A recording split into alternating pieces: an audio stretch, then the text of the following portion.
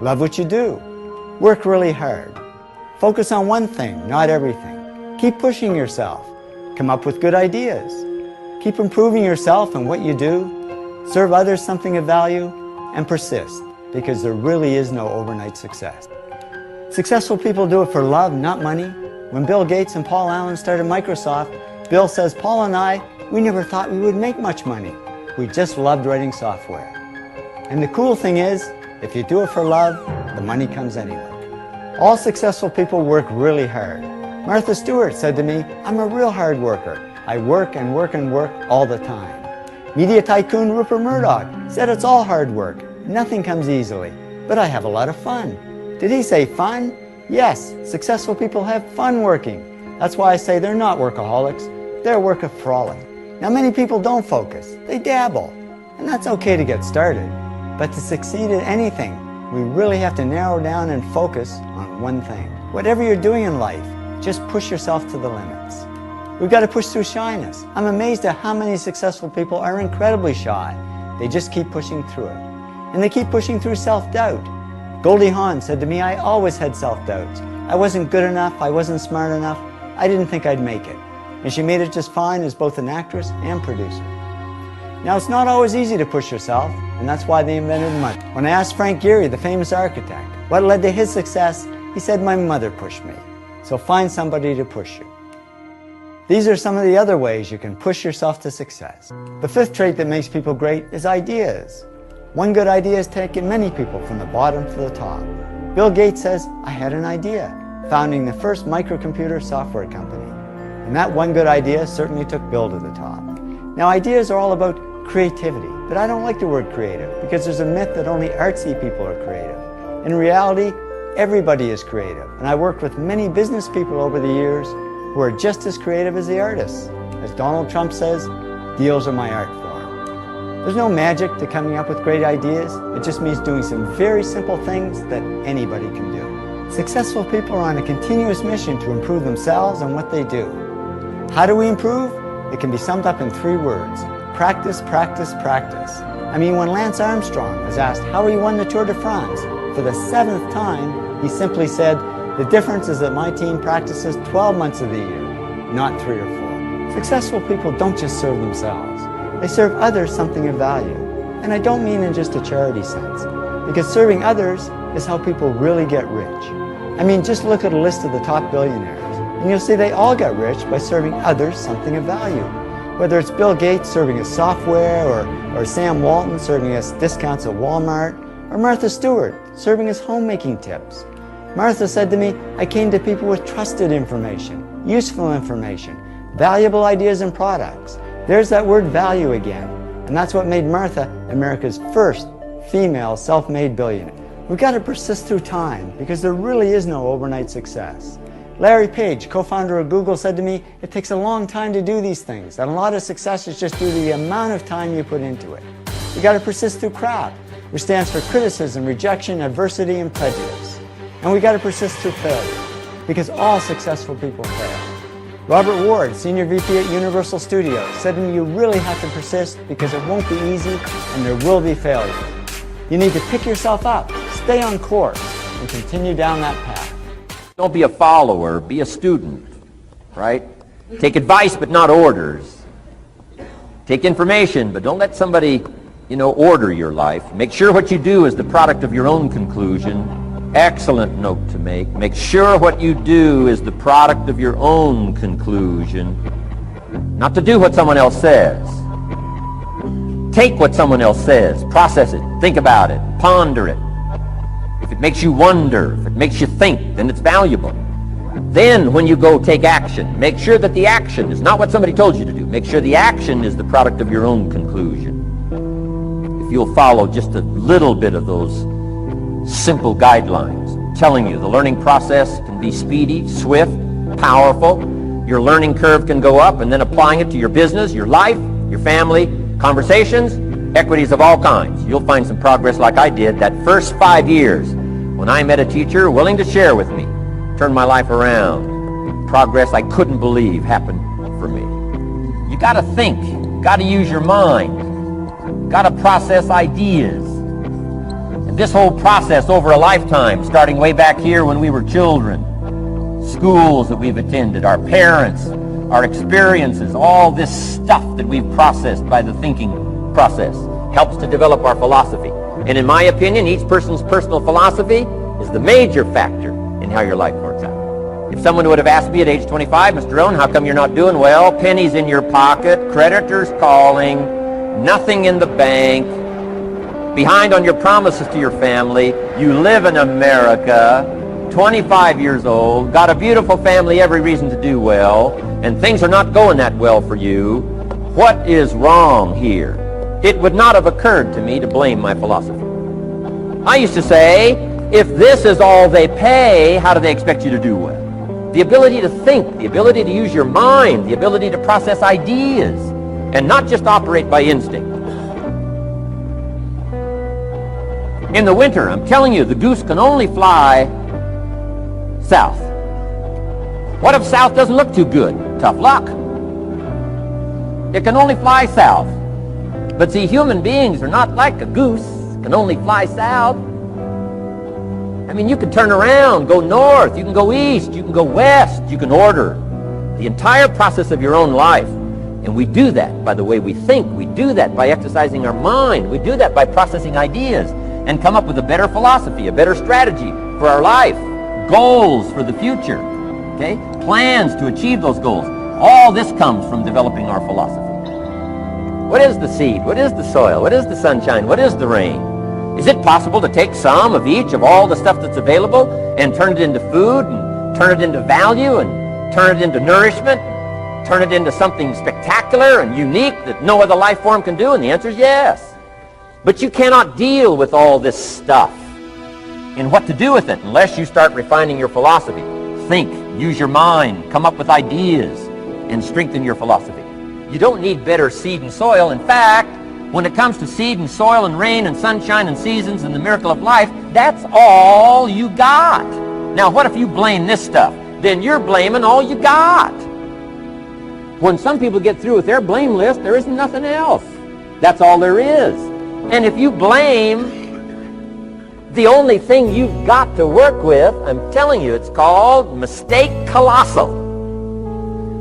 In not understanding that that's all you've got to work with. And if this is all you've got to work with, then you don't change the seed, and you don't change the soil, and you don't change the rain, and you don't change the sunshine, you don't change the seasons.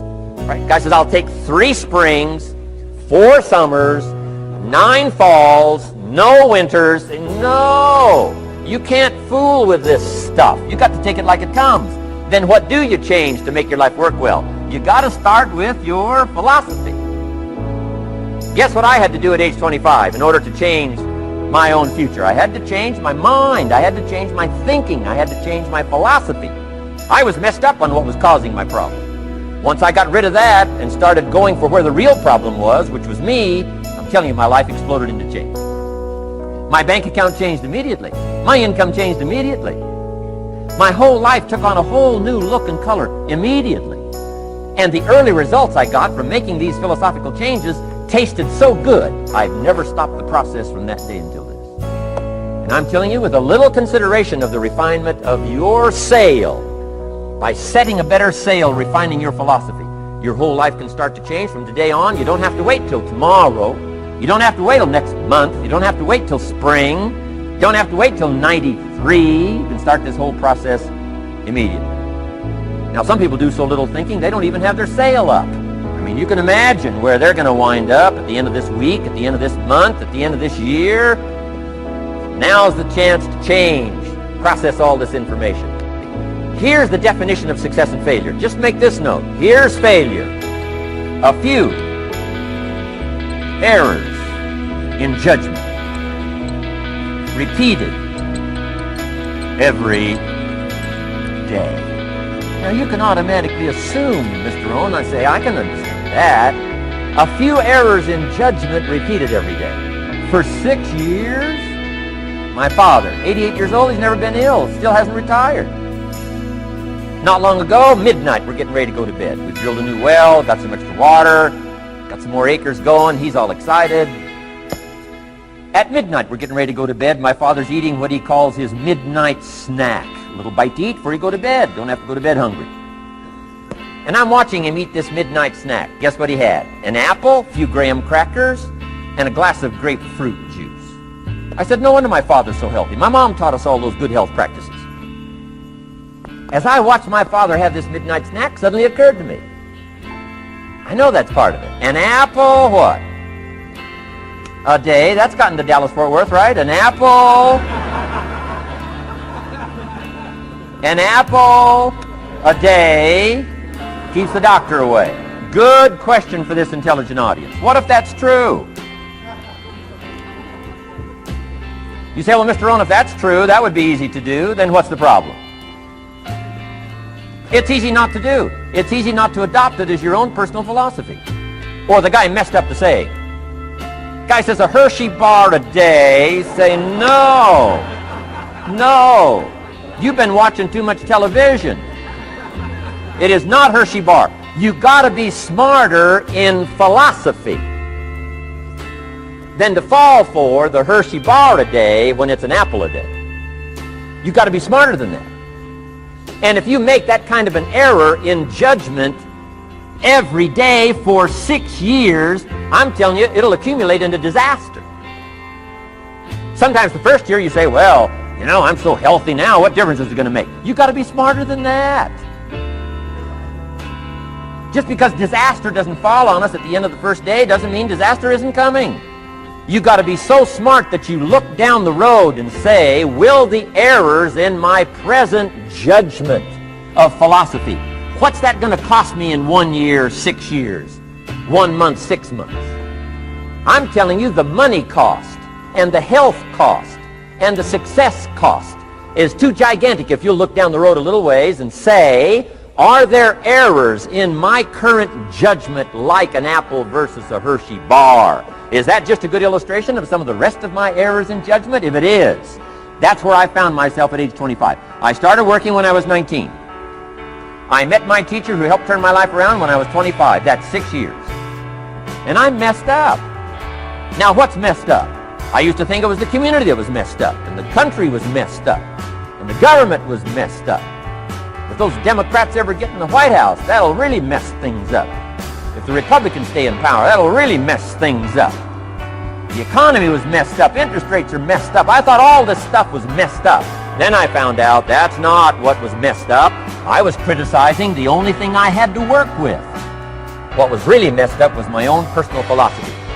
My own errors in judgment in my own personal philosophy brought me in 6 years to pennies in my pocket, nothing in the bank, and trying to explain why I wasn't doing well, living in America, 25-year-old American male, got a family, every reason to do well. Now, once I understood this, here's the formula for failure: errors in judgment, being lax about developing your own personal philosophy. I'm telling you, it's called accumulated disaster. It doesn't matter whether it's your health or your bank account. Guy's got an empty bank account, probably has high cholesterol. Why? Over the last 6 years, he never paid attention to either one. All you got to do is commit the errors, and just because disaster doesn't fall on you at the end of the first day that you don't eat an apple. You say, well, I didn't eat an apple today, and tonight I'm not ill. Well, you got to be brighter than that. Someday you got to leave first grade. Now let me give you the secret to success. Formula for failure: a few errors in judgment repeated every day for 1 month starts the weakness, starts the disaster process. You can imagine what happens in 6 years.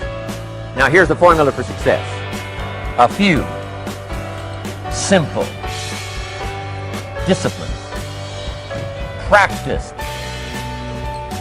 every day. And you've started a whole new process called a whole new life. A few simple disciplines practiced every day. And if you keep up that process, not only with your health habits, but with your money habits and with your communication habits, with your sales habits and management habits and every other habit that you've got, if you'll start that process, eliminate the errors and replace it with disciplines practiced, I'm telling you, you can start this process of life change immediately. After today, you don't ever have to be the same again. Only by choice. You don't have to walk out of here the same as you walked in today. Only by choice. I started amending my errors by doing some better thinking, changing my mind, coming up with ideas that I didn't have before I met my teacher. And once that whole process started for me, I'm telling you, I changed my whole life. Within a 6-year period, I was never the same. And I've kept up that process all these years. One of the reasons why I'm here is to continue my craft. I don't want the day to come someday somebody says, you should have heard Jim Rohn 10 years ago when he was really terrific. Guess what I want people to say? I heard him 10 years ago, but you should hear him now. I'm telling you the man works on his craft. I'm telling you the man's done some extra reading. I'm telling you the man doesn't miss a trick. I'm telling you he's worked hard on himself. That's why he's able to deliver like he does. The same thing can happen for you as a teenager. It can happen to you as a mother, as a father, as a business person, as a salesperson, running a business. Doesn't matter. Management, wherever you find yourself. This is the process called personal change. And what I say to start with is start with your own philosophy. Your philosophy is going to determine whether or not you go for the disciplines or continue the errors that's called potential disaster. Don't challenge this. You don't have to ask for another planet. You don't have to ask for another country. Just ask for another book. Ask for another seminar. Ask for another idea. And you can start this whole process of personal life change.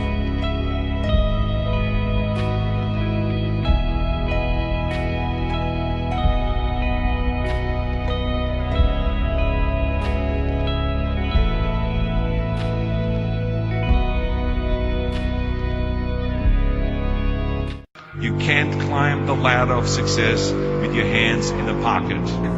Put God first. Your time is limited, so don't waste it living someone else's life. Earn as much as you can earn. Share as much as you can share. Develop every skill you possibly can. See every human you possibly can. Go to every class you possibly can. Touch everybody you possibly can. Work your butt off. You never want to fail because you didn't work hard enough. You don't start there. You say, I'm going to lay this brick as perfectly as a brick can be laid. And you do that every single day, and soon you have a wall. Deep down, dig deep down and ask yourselves, who do you want to be? Not what, but who. And I'm talking about not what your parents and teachers want you to be, but you. I'm talking about figuring out for yourselves what makes you happy, no matter how crazy it may sound to the people. Stay hungry, stay foolish. Don't just aspire to make a living. Aspire to make a difference. Is of course trust yourself no matter what anyone else thinks. But don't be afraid to go outside the box.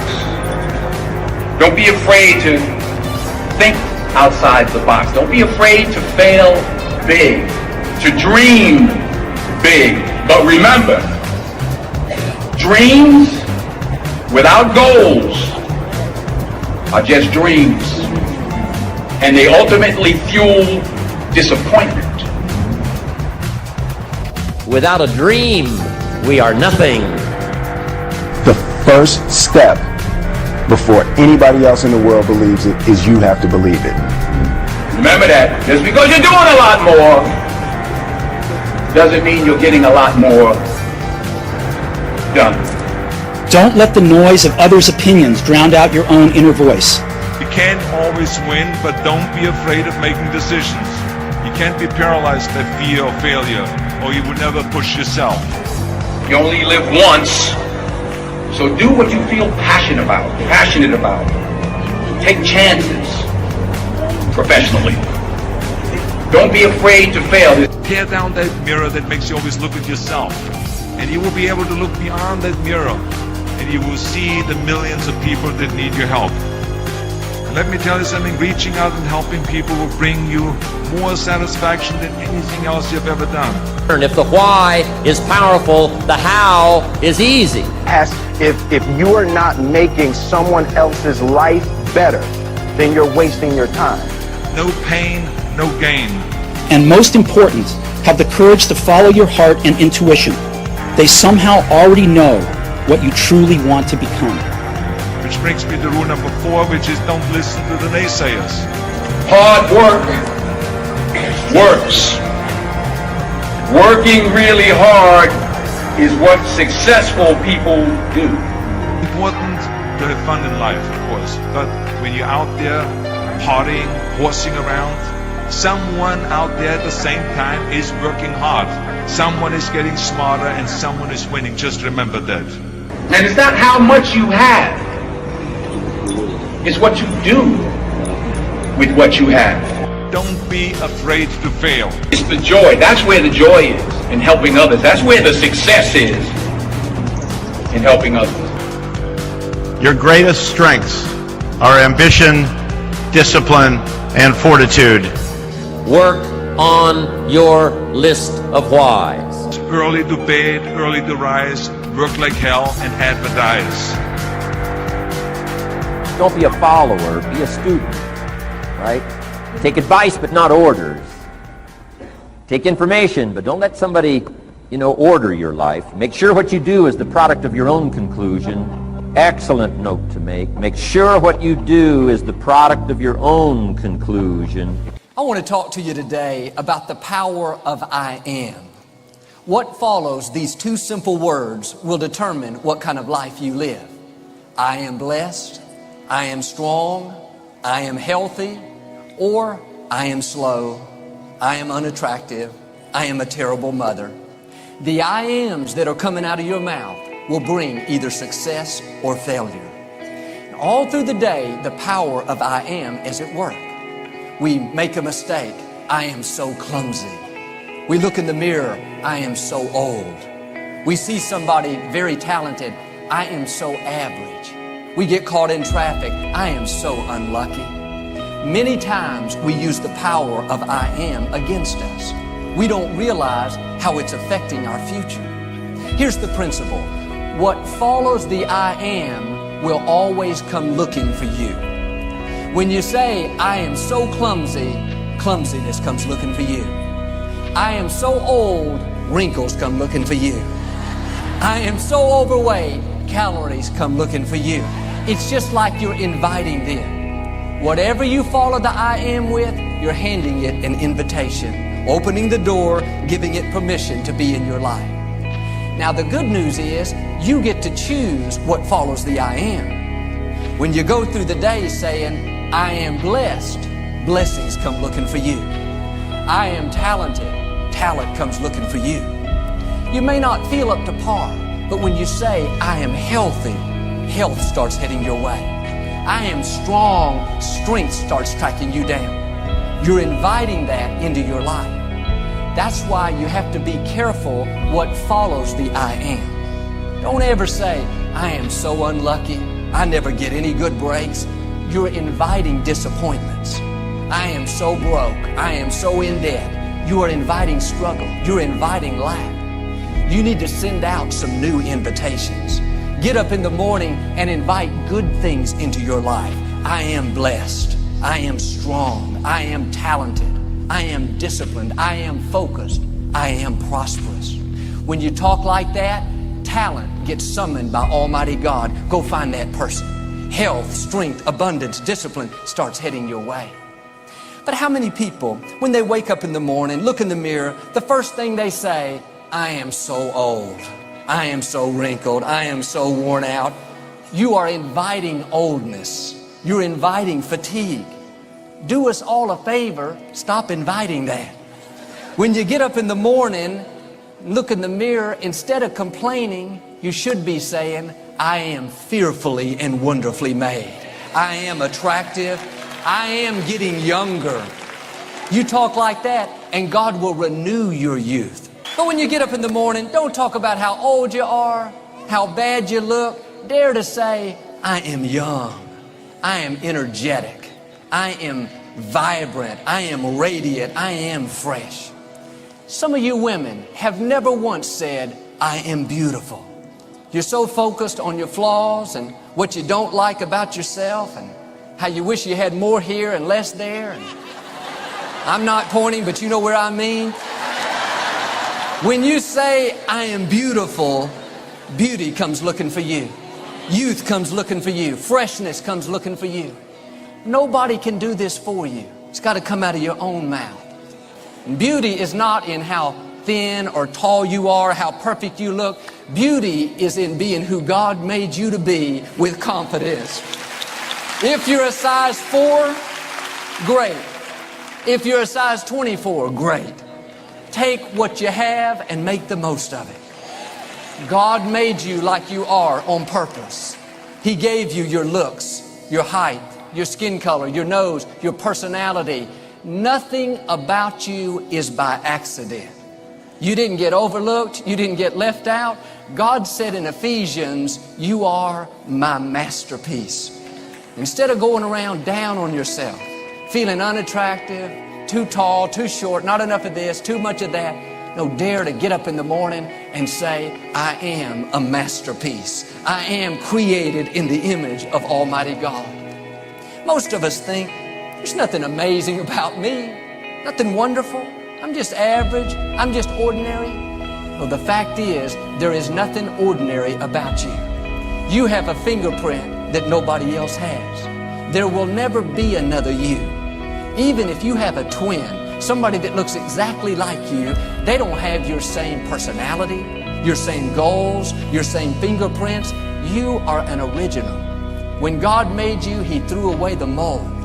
But as long as you go around thinking, I'm just average, Joel, I'm just one of the billions of people on the earth, nothing special about me, the wrong I am can keep you from rising higher.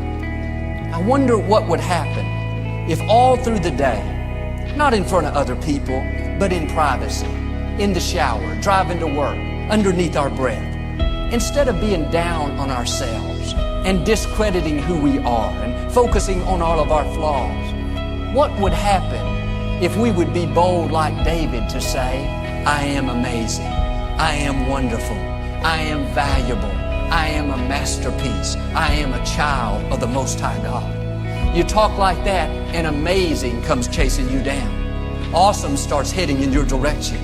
You won't have that weak, defeated, I'm just average mentality.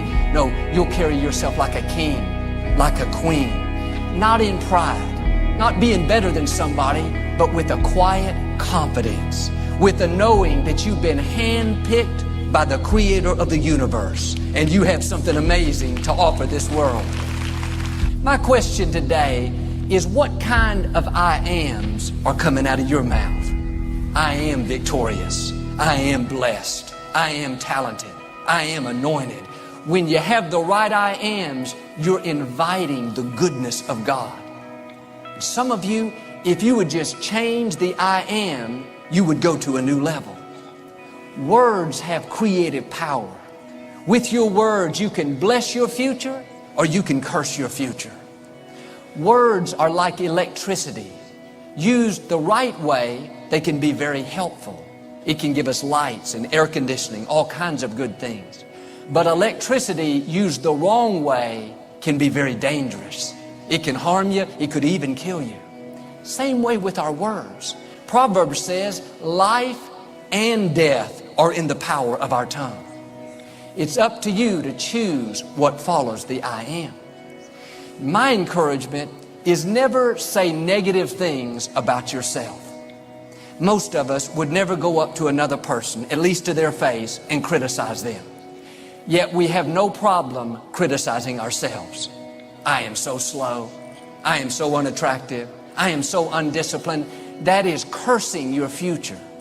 Do yourself a favor and zip that up. We have enough in life against us already. Don't be against yourself. I had a friend I used to play basketball with, and when he would miss an important shot, he would say, I'm an idiot, I'm an idiot, I'm an idiot, 3 or 4 times. I heard that month after month. He didn't realize it, but idiot was coming looking for him. I hate to say it, but I think it found him. If you go around saying, I am so dumb, it may not be good English, but dumbness is coming your way. I am so unattractive. I am so plain. Ugliness says, I hear somebody calling my name. Use your words to bless your future, not curse your future. The scripture says, let the weak say, I am strong. Notice just the opposite. Not, I am so tired. I am so run down. That's calling in the wrong things. Let the poor say, I am well off. Not I am broke, I am so in debt. Let the sick say, I am healthy. I am improving. I am getting better and better. See, it says in Romans 4:18 to call the things that are not as if they already were. That simply means don't talk about the way you are, talk about the way you want to be. If you're struggling in your finances, don't go around saying, oh man, business is so slow, the economy is so down, it's never going to work out. That's calling the things that are as if they will always be that way. That's just describing the situation. By faith, you've got to say, I am blessed, I am successful, I am surrounded by God's favor. I asked a young man after church last week how he was doing in high school. He said, oh, Joel, I'm doing okay. I'm just a C student. Come to find out, one of his teachers back in elementary school years ago told him he was a C student, and he let that seed take root. I told him what I'm telling you. As long as you're saying, I am a C student, you're not going to make A's. You're calling in the C's, and those C's will come find you wherever you go. If you're not careful, you'll make a C in homeroom, a C in lunch, a C in PE. Change the I am. I am an A student. I am smart. I am full of wisdom. I am a good learner. Some of you, like this young man, you've allowed what somebody said about you to hold you back. A coach, a teacher, a parent, an ex-spouse, they planted these negative seeds of what you cannot do. You're not smart enough. You're not talented enough. You're not disciplined enough. You're not attractive enough. You'll always make C's. You'll always be mediocre. You'll always struggle with your weight. No, get rid of those lies. That is not who you are. You are who God says you are. And people may have tried to push you down and tell you what you can't become. Let that go in one ear and out the other ear. What somebody said about you doesn't determine your destiny. God does. You need to know not only what you are, but you need to know what you are not. In other words, I am not who people say I am. I am who God says I am. I am not the tail. I am the head. I am not a borrower. I am a lender. I am not cursed. I am blessed. Like this young man, somebody may have spoken negative words over you even when you were younger. But know this, before anyone could put a curse on you, God put a blessing on you. Before you were formed in your mother's womb, God knew you and He approved you. When God made you, He stepped back and said, I like that.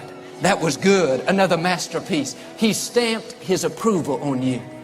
Other people may try to disapprove you. Don't go around feeling less than, feeling inferior.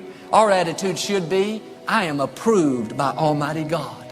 I am accepted. I am a masterpiece. When you talk like that, the seeds of greatness God's placed on the inside will begin to spring forth. See, you have gifts and talents that you've not yet tapped into. There is a treasure on the inside. Throughout life, the enemy will do his best to try to keep it pushed down. He doesn't want us to reach our full potential. That's why there are forces constantly trying to make us feel intimidated, inferior, unqualified. And if you're going to fulfill your destiny, you've got to shake off the negative voices. Shake off the thoughts that are telling you, I am unable, I am unqualified. Don't invite weakness in. Don't give intimidation an invitation. You may feel unqualified, but before you were born, God equipped you. He empowered you. You are not lacking anything. God has already stamped His approval on you. People may try to push you down, but when you know God has approved you, you realize I don't need other people's approval. I've been equipped, empowered, anointed by the Creator of the universe. I know a man, he was told by his high school counselor that he wasn't very smart. He should focus on the lowest skill job that he could find. I'm sure the counselor meant well, but he didn't know what was on the inside. He didn't see the seeds of greatness God had planted in this young man. As a high school student, his I am was distorted. I am not up to par. I am not smart. I am very average. He didn't realize he was inviting that into his life, and sure enough, it showed up. After high school, he got a job at the local factory, and he stayed at the lowest level year after year after year. One day, the factory closed down. He went across town and applied at another factory. This company had a policy that you had to take an IQ test. He took the test, and he scored the highest in the company's 63-year history. His IQ came back at a genius level.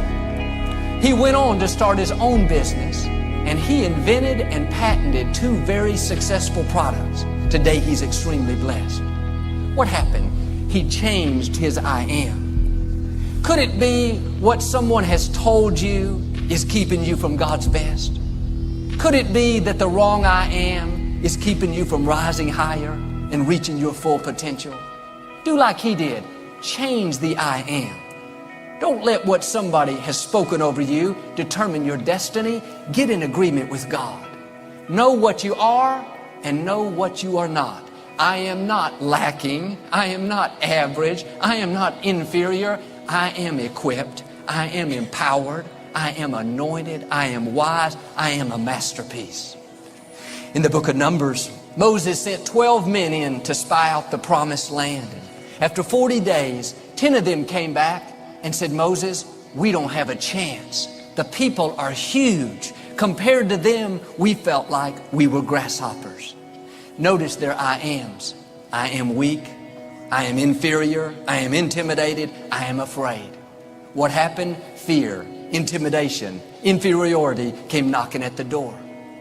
Here's what I've learned. A negative report always spreads faster than a positive report. And when people are murmuring, complaining, talking defeat, be on guard. Make sure you don't let the wrong I am take root. It would do us all good to make a list of a dozen or 2 of these I ams and read over them all through the day. Get them down in your spirit. Meditate on them. They may not all be true right now, but you have to call the things that are not as if they already were. I am blessed. I am prosperous. I am free. I am talented. I am young. I am beautiful. I am attractive. Remember, what follows the I am is going to come looking for you. And if you will invite the right things into your life, the Creator of the universe will breathe in your direction. Now, I believe and declare you will overcome every obstacle, defeat every enemy, and you will become everything that God's created you to be. Amen. Do you receive it today?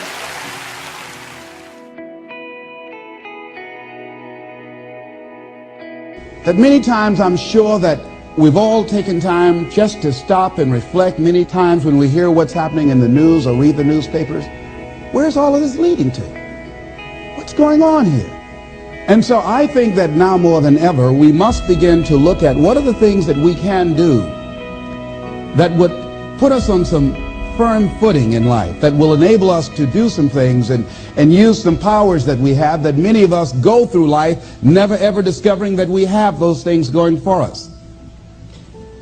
And part of that, I believe, is knowing what it is your life worth. What is it that gives your life a sense of meaning and purpose?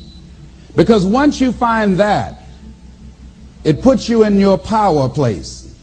See, if you know what your life work is, I encourage you to start working on it. If you can't do it all at one time, do just a little bit of it. And if you don't know what it is that you showed up to do, if you don't know why you're here, I encourage you to find out what your purpose is here. What is the meaning of your life? What will be different? Have you ever asked yourself that question? I've done that. I remember coming from a friend of mine's funeral, and I was reflecting on how much time I had left. And I went for a walk in a park thinking about this guy whose life was so promising. And I mean, he wasn't an old guy. He was quite young, in fact. And I thought about all of the things that he said he was going to do, and he never got a chance to do those things. And I started thinking about my own life and how much time I had left to do the things that I would like to do. And at that time, I wasn't sure what my life purpose was, what my life's work was. I wasn't sure about it at that time. And I thought about it quite a lot. I had some idea, but I wasn't convinced, and I don't think I felt worthy. I didn't believe that it could be me to do this kind of work that I'm doing right now. And I say to you that if you begin to take a conscious effort to find out what it is that you're supposed to do, I say that it can literally save your life. I said that it can literally save your life. 85% of the American public, according to recent studies, are going to jobs that they hate, working on jobs that do not challenge them. They get sick thinking about going.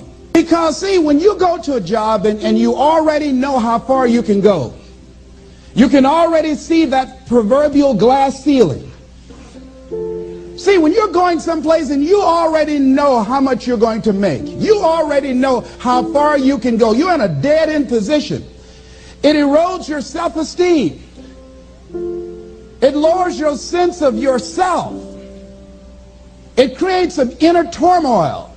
It creates an emptiness in you. So I say that your life is worth finding what it is that you're supposed to do. And I'm not saying quit your job. I'm saying find it and do just a little bit of it. Just start working at it just a little bit, but do find out what your work is and hold on to it and don't let your dream go. Don't let it go. See, and here's something else I want you to begin to look at. Why is it that most people don't pursue their dreams or don't do better than what they're doing if they're capable of doing it? I think that many of us don't go the next step because we don't know what to do yet. And I say that the reason that we don't even explore the possibility of what to do is because subconsciously we don't believe that it can happen for us, and we don't believe that we deserve it. So here's what I'm suggesting. How much time do you spend working on you? How much time do you spend every day working on your dream? In the last 90 days, how many books have you read? In the last year, what new skill or knowledge have you acquired? What kind of investment have you made in you? So I'm saying that as you begin to look at where you want to go, if you want to make it today, and things are changing so fast you have to literally run to stand still, I'm saying that you've got to make some conscious effort to begin to work to develop you. Here's something else. Most people are not living their dreams because of fear, ladies and gentlemen.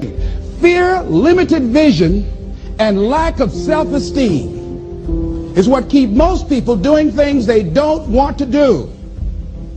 The same reason that people stay in relationships where they're abused or they're unhappy or it's unfulfilling, they can't see themselves beyond that relationship. They can't see themselves enjoying life without that person. They think that this is all that they can do. The same reason that people get stuck at a certain level in life, they can't see things being better for them. And they think that this is it and this is all they deserve. This is all they've ever seen. It's been passed on to them. And they think that this is it for them. Oh, no. I was looking what Dr. Blanton, Smiley Blanton, who is a colleague of Dr. Norman Vincent Peale, what he said about fear. He said, fear is the most subtle and destructive of all human diseases. Ladies and gentlemen, fear kills dreams. Fear kills hope. Fear put people in the hospital. Fear can age you. Fear, ladies and gentlemen, can hold you back from doing something that you know within yourself that you're capable of doing, but it will paralyze you. And it seemed like you're in a hypnotic spell. And I ask you a question, what is the benefit? What's the benefit of allowing fear to hold you back? What's the benefit of giving up on yourself? Of not stepping out on life and taking life on? What is the benefit for you? What's the plus in that? It's one of the things I had to ask myself.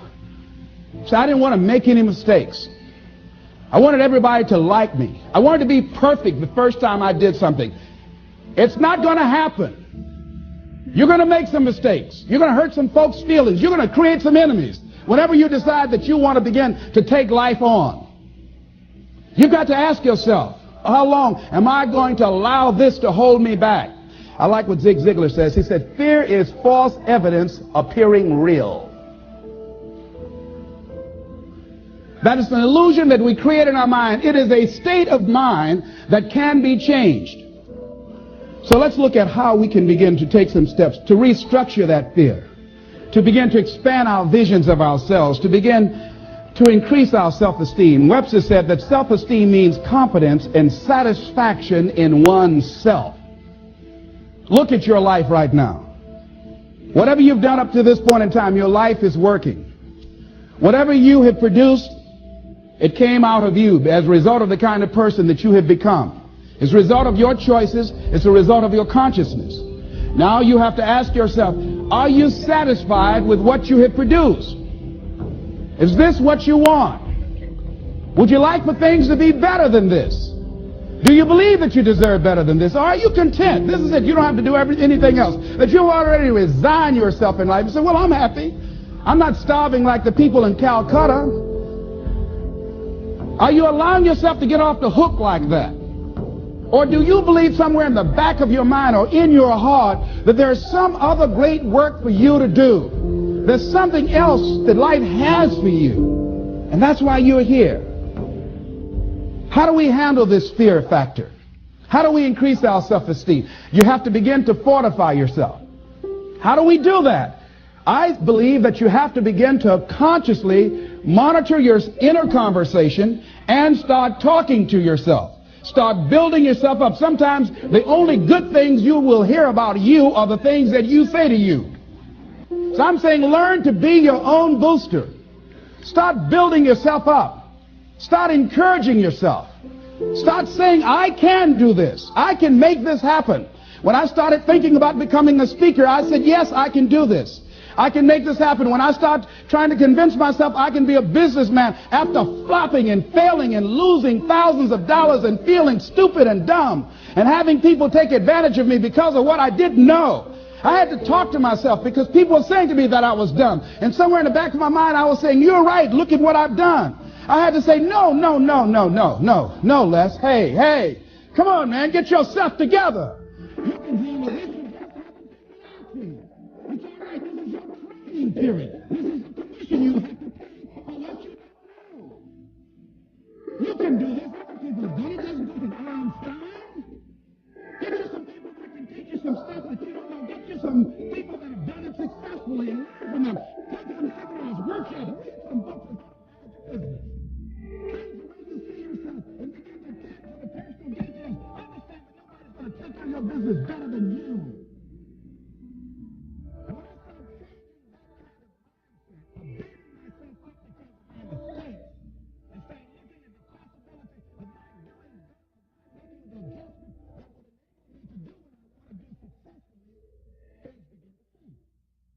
I'm saying stop beating up on yourself. You do it. I know you do it. I've done it. It's a natural inclination for us to put ourselves down. See, we are born negative, I think, in a negative consciousness because we live in a negative world. Here's some other things, ladies and gentlemen. Begin to guard your mind against negative programming, like turn off the television. Don't watch the news. So you've got to guard the kinds of things that you put in your mind. See, if you don't program your mind will be programmed because human beings are goal-oriented. That's why we die of broken hearts early. That's why we're running through life to early graves. We're going through life, ladies and gentlemen, and I think that Henry David Thoreau said that most men live in quiet desperation. Most of us go through life running scared. So we created this in our minds, false evidence appearing real. We made it real in our minds.